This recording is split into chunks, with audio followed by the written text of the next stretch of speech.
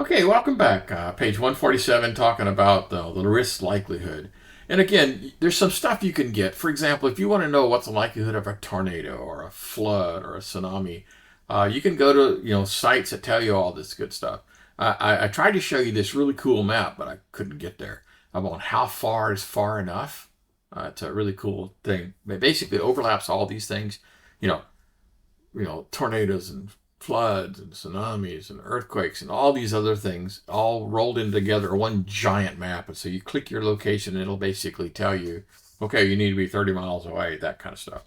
But there are actuary tables and there's security research sites. And then perhaps your own historical attempts. How many people have tried to break in the past? And you could probably say, well, okay, they tried it twice in the last year. So I think, oh, okay, well then, all right, I'll assign a code to it.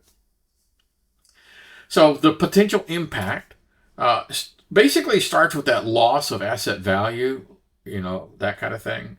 And that's not quite the same as loss. It's the loss of the asset value. Again, for example, if they destroyed something, I still have, or went in there and altered it, okay? I still have it, but its value to me has been diminished, right? Okay, cool. So it could be the magnitude of the harm, money, reputation, stock price. For example, when Target got beat up by sheer incompetence, then yeah, their stock price tanked for a couple of days. So here's a thing called a risk impact. And it basically talks about the asset and the vulnerability and the likelihood and the impact. And therefore, now I know what the risk rating factor is, a kind of a made up number, right? So, for example, in this particular case, inbound SSL and lost orders due to web server or ISP service failure. What's the likelihood of it occurring? What's the impact if it does? And therefore, that one is going to be my number one. Okay? All right, cool. Aggregation, maybe you have several things associated with like the firewall, and so you just roll them up together, right? Perhaps particularly if the solution is like a control, you don't have to list them all. You can say roll them all up and say, this control handles these vulnerabilities. Uncertainty. Well, yeah, of course there's going to be uncertainty. Dang. And then risk determination. After the likelihood and impacts are known, then there's this risk rating worksheet thing. Again, that's the same thing. Hang on, let me see if I can find it. Oh, wow. Okay, I don't have that. Anyway, on page 149, they talk about the risk rating worksheet. That is the worksheet. Yeah. Okay. And it basically tells me which one I need to do with. So risk evaluation, page 149. After you've done the TVA thing, and TVA with color coding, CEOs love color coding. Then you have to find out what you can live with. What's the risk appetite of the organization? Therefore, what is the residual risk? So this is probably where you can go back to that planning document and put the risk appetite in, because you might not know it until you get all the way down to here. You're showing the CEO of this and you're asking for money and they're going, well, I don't know. So, their risk appetite kind of went up a little bit. So probably not at the planning stage, most likely. And then determining the results, because you can't just throw stuff out there. You actually have to come up with an honest to God. Okay. Doggone it, I'm having trouble with my graphics here. Just give me a second. Huh. Okay. Yes, this is the deliverables. You're right. I'm sorry. So, what's the output of this thing? Information assets and some sort of a, inventory, and then classification, and then asset value against that, and then threat. Basically we're talking about Excel worksheets here. And so you end up with all these things. And so this is what you have in your hand and say, now it's time for us to do stuff. Now, the evaluation of this may not be a math drill, although it kind of looks like it is. The only thing you really need to worry about is like, what are the impacts of the controls? And, like, for example, hiring additional staff for a single TVA, that might be something that they have to deal with.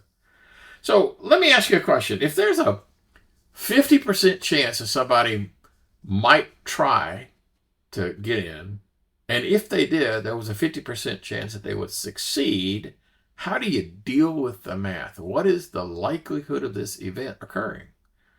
Well, it's 25%.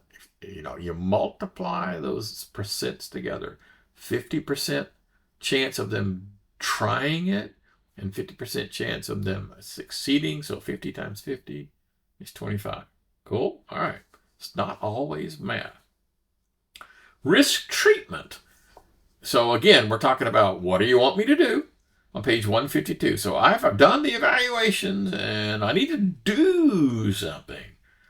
So I need to have a risk response or a risk control. There's basically 4 different strategies involved for this.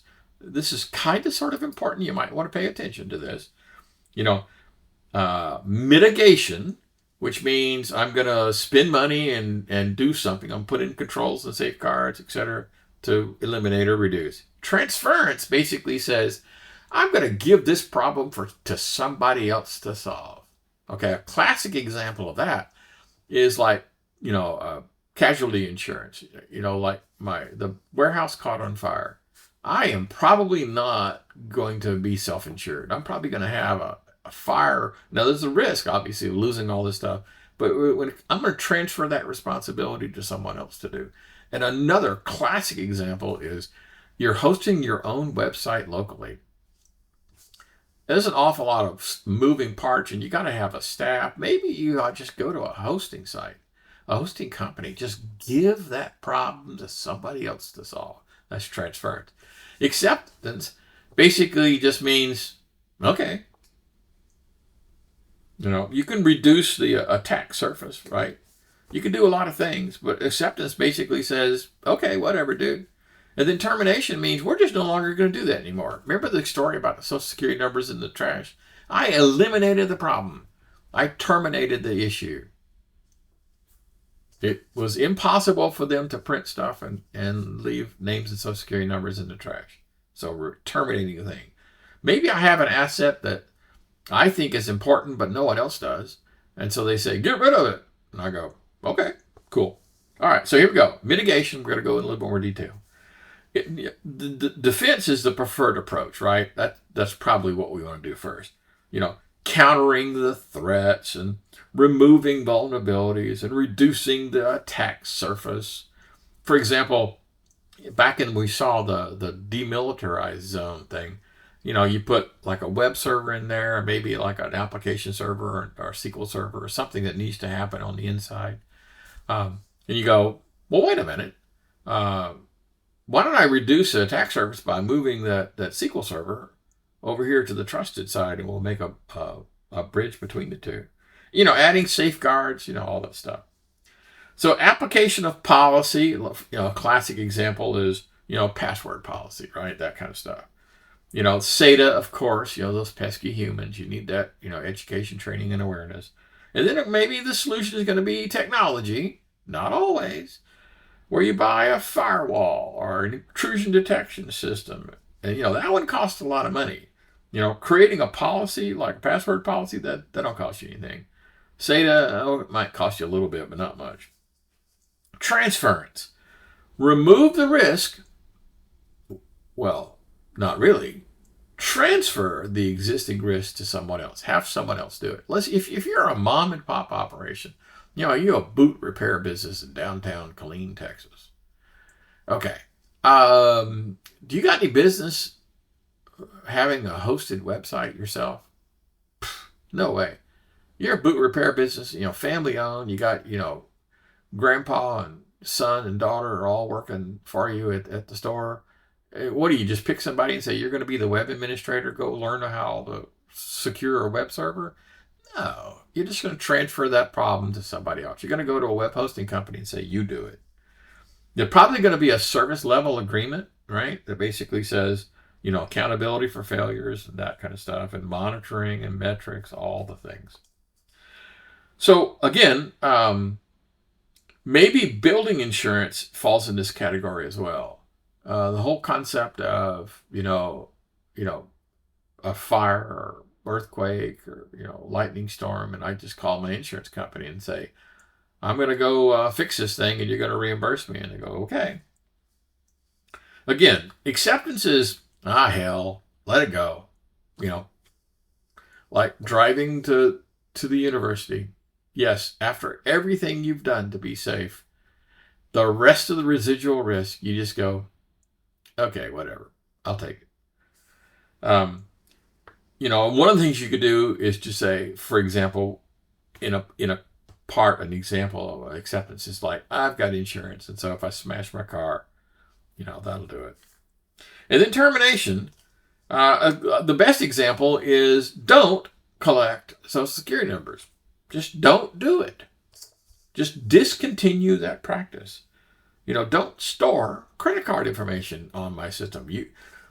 They come in, they process the order, it goes to the credit card verification site, comes back with a code. You store the code that says this occurred, and you do not store their credit card, certainly not their PIN, or their CVV number, expiration date, any of that stuff. So just don't do it.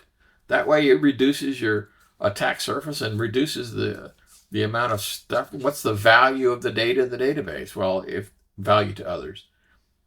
If you don't collect credit card number and don't store it in there, well, then I don't have to worry about it anymore. Okay. So that's the mitigation, transfer, and acceptance. Acceptance and transfer.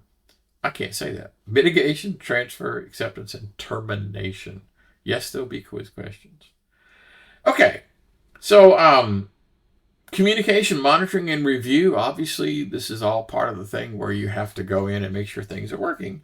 Continuous feedback from the effectiveness. Remember, due diligence basically says it's not fire and forget. You have to follow up to make sure it works. So, mitigation and risk.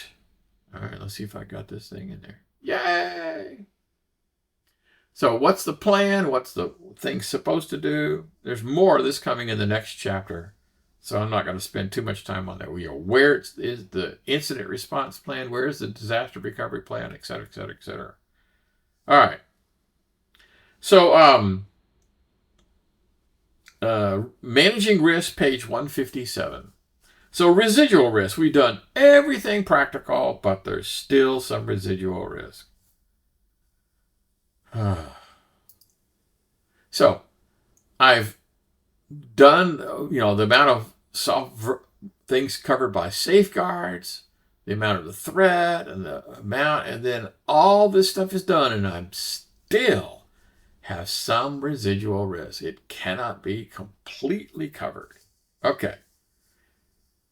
So that kind of sort of makes sense. So I've done everything I can to make it safe for me to drive to work or drive to the university. So I talk about a treatment cycle on page 158. So, here's how the thing works. I have a threat and, an asset. So I'm finding out if I'm vulnerable and if it's exploitable and, et cetera. Then the threat and the risk of loss, and then, whether or not the risk is acceptable. Okay, a feasibility and cost-benefit. Before spending money, the CEO is going to want to know that this is going to work and it's going to save me money, right? Economic, right, or non-economic consequences, advantages and disadvantages. Cost versus cost avoidance. Yes, this is going to cost me something, but it's going to prevent an exorbitant cost if something goes wrong. Now, by the way, that's typically not very persuasive. I'm just telling you from a personal experience. Some sort of cost-benefit analysis would be really, really handy to convince people. Examples would be, I have to purchase something, I have to train some people, I have to implement the thing. Maybe there's going to be a service agreement, annual maintenance, and again, what's the cost of the loss of the thing? Okay, so we're coming up on the 15-minute mark. You guys know how this works.